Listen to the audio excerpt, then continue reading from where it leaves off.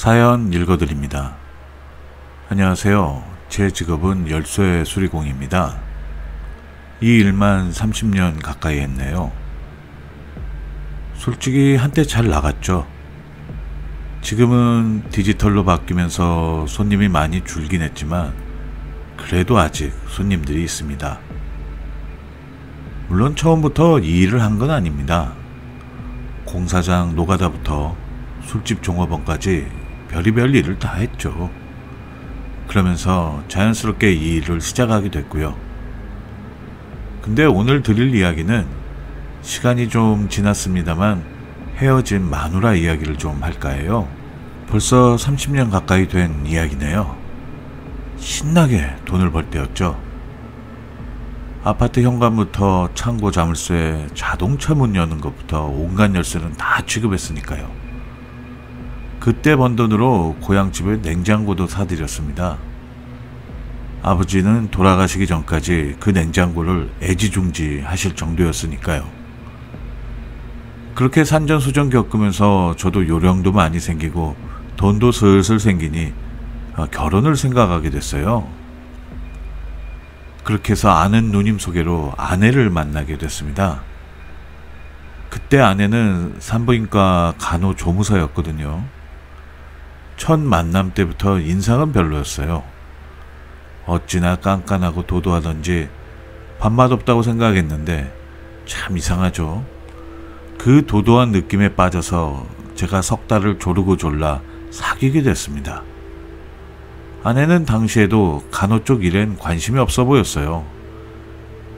단지 보조라지만 그래도 생명을 다루는 일인데 상당히 덤벙거리길 좋아했고 특히 술을 좋아해서 볼 때마다 불안했거든요. 회식이 있다고 하는 날이면 어김없이 고주망태가 되는 겁니다. 그 전화 받고 제가 데리러 간 적도 몇 번 있네요.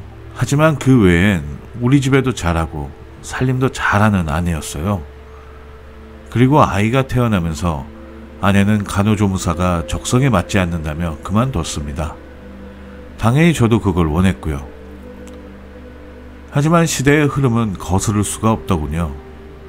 아파트 현관문이 디지털로 바뀌면서 점점 열쇠를 쓰는 사람들이 줄어들기 시작한 거죠. 처음엔 전자키 같은 걸로 바뀌더니 나중엔 번호만 넣으면 다 되니까 열쇠를 쓰는 사람들이 줄어들기 시작하는 거예요. 자연히 제 일도 줄어들었고요. 이대로는 안 되겠다 싶어서 디지털 도어락 연구를 하기 시작했어요. 자연히 매일 가게에 있거나 도어락 원리를 공부하느라 제대로 가족들을 챙기지 못했더니 어느 날 아내가 여보 나 회사 취직했어 이러는 겁니다. 그래서 어디냐고 물어보니까 옆집 아줌마하고 같이 갔는데 물건 팔면 포인트 적립해주고 그만큼 돈이 들어오는 거야. 그냥 어디 아줌마들끼리 삼삼오오 모여서 물건 파는 회사인 줄 알았는데 그게 아니었던 거죠. 알고 보니 다단계였습니다. 집에 장판을 들여다 놓고 아주 난리도 그런 난리가 없었어요.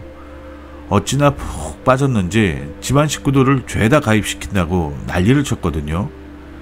그땐 다단계란 말도 생소해서 이렇게 하면 돈이 저절로 굴러 들어오나 보다 속을 때였습니다. 그래도 초창기엔 돈이 좀 들어와서 아내는 자랑스럽게 통장을 흔들어 보여주더군요. 봐, 내가 뭘 했어. 이제 휴먼 네트워크 시대라니까?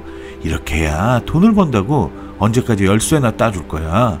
여보, 우리도 이제 본격적으로 나서보자, 응? 이러는데 저는 배운 게 이 집밖에 없으니까 일단 천직을 무시하면 안 된다며 아내만 열심히 다니라고 말리진 않았습니다. 그만큼 무지했던 거죠. 하지만 조금씩 안 좋은 소문이 솔솔 들리기 시작하더군요. 아내가 웬 남자랑 정분이 났다는 소문이었어요.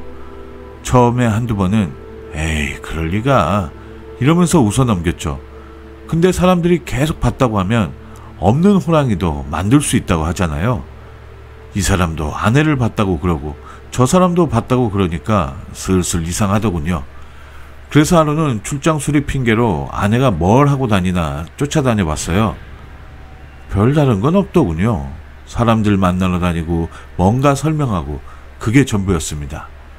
괜히 사람들이 오해했나 보다 생각했는데 아플싸 아내가 끝날 때쯤 웬 기생 오래비 같은 놈이 아내를 자기 차에 태워가는 겁니다. 그리고는 좀 떨어진 동네에 있는 고깃집에 가서 둘이 신나게 놀더군요. 거기까지는 회사 동료들끼리 한잔한다고 이해하려고 했습니다. 하지만 그 이후에 제가 못 볼 꼴을 보고 말았네요. 예상했던 그 선을 넘는 겁니다. 쳐들어가서 두 사람을 패대기 쳤고 아내는 싹싹 빌며 한 번만 기회를 달라고 하더군요. 엄청 갈등했습니다. 그냥 이혼을 할까? 하지만 당시에 제 상황은 너무 좋지가 않았어요. 일은 줄어들고 길바닥에 나 앉아 하나 말아야 하나 이런 걸로 고민을 하던 시기에 이혼까지 하면 우리 아이는 어떻게 키울까 고민하게 되더군요. 정말 갈등을 많이 한 끝에 일단 아내와 이혼하진 않고 불륜남만 제대로 홍구멍을 내줬습니다. 하지만 동네에 우리 마누라 바람 폈다는 소문이 돌기 시작했고 계속 소문이 도니까 마음은 아내를 용서해야지 이랬지만 머리는 그게 안 되는 거예요. 아내만 보면 화가 나고 괜히 짜증만 늘어나는 겁니다. 도저히 같이 있을 수가 없어서 일단 아이만 잘 키워달라 이야기하고 저는 열쇠 가게 한켠에 살림살이를 간단하게 옮겨놓고 별거 아닌 별거 생활을 했죠. 전후 사정 모르는 사람들은 가끔 가게에 와서 둘이 싸웠어? 왜 여기서 청승맞게 호라비처럼 살고 있어? 집에 안 들어가? 이렇게 물어보는데 그때마다 열쇠 공부한다고 둘러대느라 혼이 났네요. 그렇게 한 3개월 별거를 했을 때였습니다. 이제 어느 정도 디지털 도어락도 알아가고 아내도 어느 정도 반성한 것 같고 아이도 가끔 가게에 와서 보고 싶다고 칭얼대니까 도저히 못 버티겠더군요. 그래서 집으로 들어갔죠. 아내는 미안한지 아무 말 안 하길래 남들도 전부 현관문을 디지털로 바꾸는데 정작 열쇠집 현관문이 아직도 키잖아. 내가 내일 당장 디지털로 바꿔줄 테니까 그렇게 알아. 이렇게 말했습니다. 이 정도면 아내도 제가 용서해줬던 걸 눈치챌 거라 생각했죠. 그리고 다음날 바로 현관문을 디지털로 교환해주니까 왠지 다시 시작하는 것 같고 아내를 보는 것도 마음이 한결 가볍더라고요. 그래서 다시 마음을 고쳐먹었죠. 그래, 아내도 이참에 정신 차리고 나도 이제 새롭게 도전하는 마음으로 시작해보자. 이러면서 열심히 다시 뛰었습니다. 자연히 일도 늘어났고요. 한마디로 살맛이 슬슬 나기 시작했습니다. 그렇게 신나게 일하다가 문득 생각해보니 가족이랑 여행을 다녀온 기억이 없는 거예요. 그래서 아내에게 여보, 언제 우리 여행이나 갈까? 이랬더니 아내가 좋아할 줄 알았죠. 그런데 아내가 굉장히 당황하더니 언제? 이러는 거예요.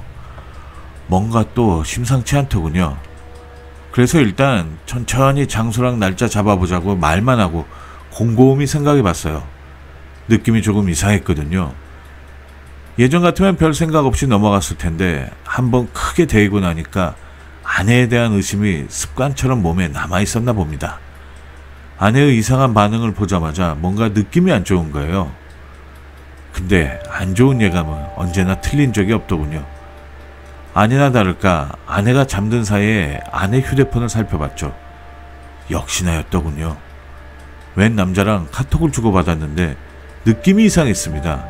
대놓고 사랑한다, 만나자 이런 말은 없었지만 뉘앙스가 바쁘지 않다면 이따 거기로 오세요, 드릴 말이 있어요 라든지 오늘은 그 내용이 정말 좋았어요 이렇게 적혀 있었습니다. 하지만 물증이 없으니까 일단 모른 척했죠. 그리고 나서 며칠 후였어요. 어떤 여자가 다급하게 전화해서 여기 아파트로 와주세요 이러는 겁니다. 제가 사는 아파트길래 반갑기도 하고 같은 동에 사는 사람인가 싶어서 물어보니 그건 아니더군요. 그래서 무슨 일로 그러냐 물었더니 지금 빨리 문을 따고 들어가야 하는데 디지털이라서 못 열겠다는 겁니다. 엄청 다급해하길래 무슨 일이냐고 물으니까 집안에 큰일이 났다고만 말하는 거예요. 제가 사는 아파트니까 괜히 이웃집에 큰일이 생긴 것 같아서 다급한 마음에 얼른 출장 채비를 했죠. 생각해보니 다급한 마음에 호수도 안 물어본 거예요. 아파트에 거의 다 와서 근데 몇 동 몇 호죠? 라고 물어보니까 여자가 숨 넘어가는 소리로 말하는데 그 말을 듣는 순간 오히려 제가 숨이 넘어가는 줄 알았습니다. 그 여자가 말한 동호수가 바로 우리 집 동호수였거든요. 이게 뭔 소린가 싶어서 네? 진짜로 그게 맞아요? 라고 몇 번을 물었죠. 그랬더니 그 여자는 맞으니까 빨리 오라고 하는 겁니다. 정말 어이가 없더군요. 어떤 여자인지 제대로 혼쭐을 내줘야겠다는 생각으로 집으로 달려갔죠. 아니나 다를까 여자가 우리 집 문 앞에 서 있더군요. 이 집이 아줌마 집이에요? 그랬더니 그 여자는 저를 위아래로 훑어보면서 조용히, 최대한 조용히, 지금 남편이 이 안에서 바람을 피고 있어요, 이러는 겁니다. 어이가 없더군요. 그래서 제가 내가 이 집 주인인데 이 안에서 바람을 핀다고요? 오히려 되물으니까 그 여자가 놀라며 진짜로 주인 맞냐며 묻더니 상황 설명을 해주더군요. 한마디로 말해서 아내가 이 여자의 남편이랑 내 집에서 바람을 피고 있다는 겁니다. 이 말을 믿어야 할지 말아야 할지 고민했는데 그동안 아내의 수상한 행동도 있었으니 속는 셈 치고 문을 열고 같이 들어갔죠. 근데 처음엔 조용조용하던 이 여자가 들어가자마자 소리를 치며 우리 집을 휘젓고 다니는 겁니다. 그걸 말리려는데 순간 저도 놀라서 다리가 굳어져 버렸습니다. 거기에는 옷도 제대로 입지 못한 채 안방에서 놀란 채 나온 아내와 웬 남자가 있었기 때문입니다. 이게 무슨 날벼락인가 싶었어요. 남자는 제대로 옷을 입지 않고 저를 밀치고 도망을 가려고 하다가 발을 헛디뎌서 자기 혼자 나뒹굴고, 아내는 저랑 여자가 들어오니까 더 이상 도망갈 곳이 없다고 느꼈는지 바로 무릎을 꿇고 잘못했어요, 유부남인지 몰랐어요, 이러면서 싹싹 비는데 정말 환장하겠더군요. 근데 이 여자는 이미 작심을 제대로 했는지 핸드폰을 꺼내서 그놈과 아내를 마구 찍기 시작하는 겁니다. 이걸로 증거사진은 다 됐고 니들은 완전히 내가 매장시켜버릴 거야, 이러는 겁니다. 그러자 이 남자는 그 여자한테 다가가서 여보 내가 잘못했어, 근데 이 여자가 날 꼬신 거야, 이러는 겁니다. 너무 어이가 없어서 제가 아내에게 당신이 먼저 꼬리쳤어? 이러니까 그 여자도 어이없어 하면서도 이참에 잘 됐다면서 그쪽 마누라하고 우리 남편하고 그렇고 그런 사이니까 어떡하실 거예요, 제가 사진 찍은 거 드릴 테니까 마음대로 하세요, 이러더군요. 그 사이에 아내는 계속 잘못했다고 싹싹 빌고 저는 아내에게 이젠 끝났으니까 여보라는 말도 하지 말라며 아예 싹을 제대로 잘라버렸습니다. 더 이상 아내랑 엮이는 것도 싫더군요. 그리고 그 여자의 남편인 불륜남에게 당신 뭐하는 사람인 줄 모르지만 정말 운 나쁜 줄 알아, 이러면서 저는 집을 나왔죠. 솔직히 아내를 한 번 걷어준 제가 바보입니다. 하지만 두 번 바보가 될 수 없으니까 바로 이혼 소송 걸었고 아이 양육권도 제가 가져오기로 했습니다. 저는 아내와 아예 면담조차 안 했어요. 다시 쳐다보면 예전처럼 마음 약해서 괜히 받아줄까봐 법원에서만 만나고 그 외엔 대화조차 안 했습니다. 그나마 애엄마니까 정신적 위자료 청구는 안 했습니다. 쥐도 도망갈 구멍은 만들어주고 쥐머리를 한다는데 너무 궁지에 몰면 어떤 선택을 할지 몰라서 여지는 남겨뒀죠. 아니나 다를까 아내가 나중에 미안하다며 연락이 왔습니다. 저는 다시는 연락하지 마, 그리고 법이 정한 범위 안에서 아이는 만나게 해줄 테니까 괜한 일 아니면 연락도 하지 말고, 이렇게 선을 확실히 그어버렸습니다. 그 후 아내가 어디서 어떻게 사는지는 지금도 모르겠습니다. 간간히 아내랑 아이는 연락을 하는 것 같은데 천륜까진 막진 못하겠더군요. 그 이후로 저는 조용한 열쇠집에서 죄를 묵묵히 하고 있습니다. 아내의 외도를 2번이나 보고 그중 한 번 용서를 했지만 한 번은 제대로 뒤통수를 맞았더니 이젠 사람을 믿지 못하겠더라고요.